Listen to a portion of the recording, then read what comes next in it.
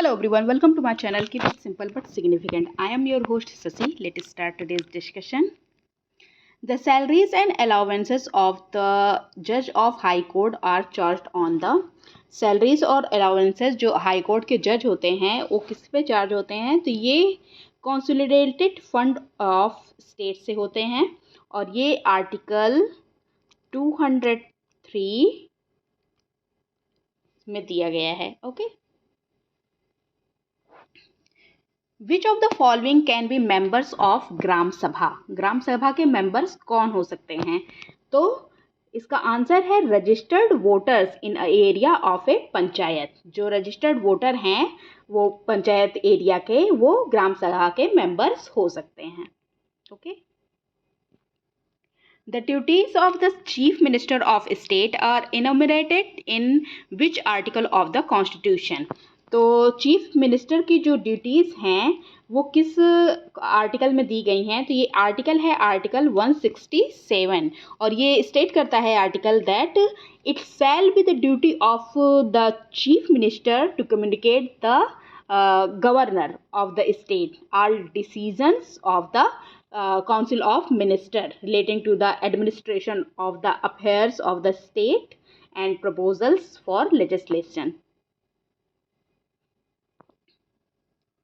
Who can promulgate ordinances for the governance of the state when the parliament is not in session during president's rule?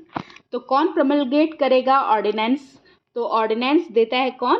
The president. Answer is C. Ordinance को हिंदी में क्या कहते हैं? अध्यादेश.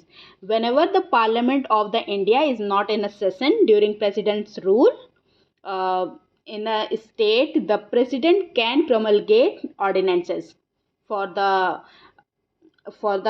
smooth functioning and governance in the state. In which year the Hindi names Rajya Sabha and Lok Sabha were adopted by the Council of State and the House of Pupils recently, मतलब respectively? तो Hindi name लिया गया था राज्यसभा और लोकसभा का किस year में? तो ये लिया गया था 1954 में. Answer is C. In the year 1954 the Hindi names Rajya Sabha and Lok Sabha were adopted by the council of state and the house of people respectively. Rajya Sabha किसको? अपर हाउस को कहा जाता है और लोकसभा सेकेंड चैम्बर या हाउस ऑफ पीपल को कहा जाता है.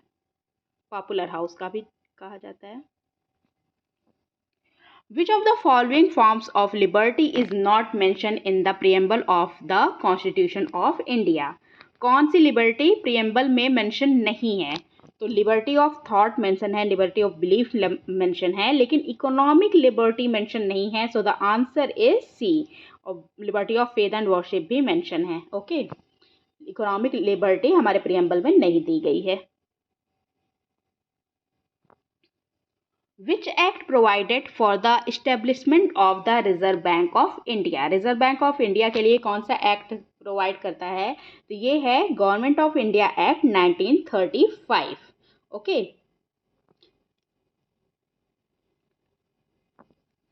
Which among the following act was known as the Anarchical and Revolutionary Crime Act 1919?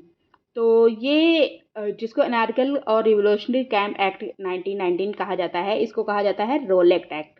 और गांधी जी के द्वारा इस रोलेक्ट एक्ट को कहा गया था ब्लैक एक्ट. ओके. इसमें हमारा जो फंडामेंटल राइट्स था हैबियस कॉर्पस वाला, उसको छीन लिया गया. ओके.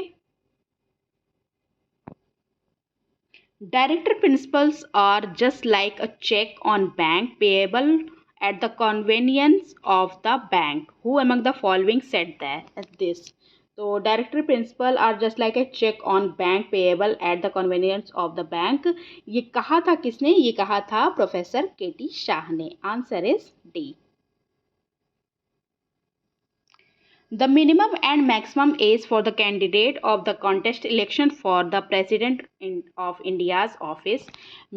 प्रेसिडेंट बनने के लिए मिनिमम एज और मैक्सिमम एज पूछ रहा है. तो मिनिमम एज 35 और मैक्सिमम एज कुछ नहीं दी गई है.